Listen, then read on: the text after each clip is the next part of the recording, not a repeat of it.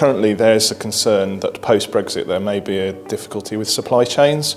So a lot of UK businesses are very reliant on last-minute delivery, and so what they're looking at doing is stockpiling, and of course to stockpile you need warehousing.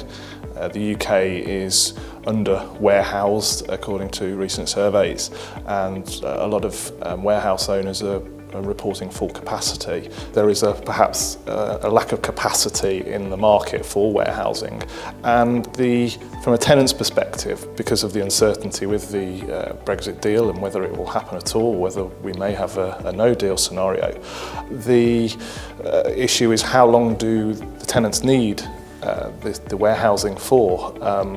From a tenant's perspective, I think they would want quite a lot of flexibility, so short-term arrangements, while a landlord may well be looking for a much more longer-term commitment from their tenant to secure an income stream from their investment. So there's that conflict really between what tenants are looking for and what landlords are looking for, and therefore they inadvertently give these tenants security and then can't get rid of them when that arrangement comes to an end.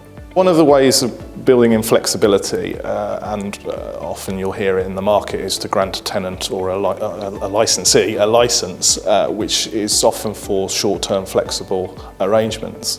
The big difference between a lease and a license is that a lease often gives more rights and remedies, whilst the license is a much more personal, informal, flexible arrangement.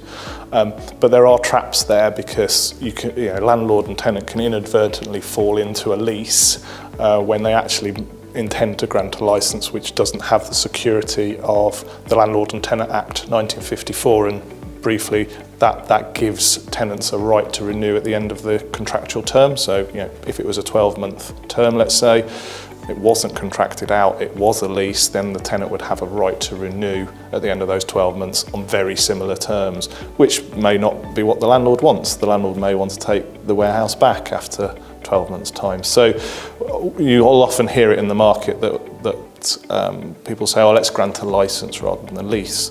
The major difference is that a lease gives a tenant exclusive possession, whilst a licence tends to be much more flexible. It's more like a sharing arrangement. So if you're looking at giving an occupier a whole building, and with security, they lock the door and come in and come and go, or even a section of a warehouse, but that's their area and they can lock that, that's more likely to create a lease situation, which means they may end up with security of tenure unless you contract that out.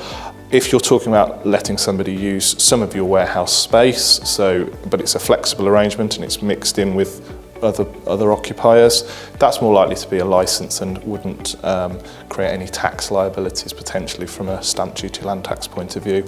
I think what people can do is obviously make sure they understand the difference between the two types of arrangements, leases and licences. Perhaps look at taking some legal advice or surveyor's advice on that. And of course, one of the ways to do it is actually to have a one-off 6-month lease that automatically falls outside the protection given by the Landlord and Tenant Act. The issue there is you can renew it once, so you can do 6 months and 6 months, but after the tenant's been in occupation for 12 months, you then need to go through a formal process of contracting out, which it involves serving notices. The tenant has to sign a declaration to understand they're giving up certain rights. So unless you follow that strict procedure, if you are looking to grant a lease, and that is often the safest way unless it is truly a sharing arrangement, because the court will look under what the parties have actually written down, and they will actually say, well, the reality is, although you've called it a licence, it's a lease. So that with certainty, grant a lease and contract it out of the 54 Act, and everybody knows exactly where they stand, and it removes that uncertainty in my view.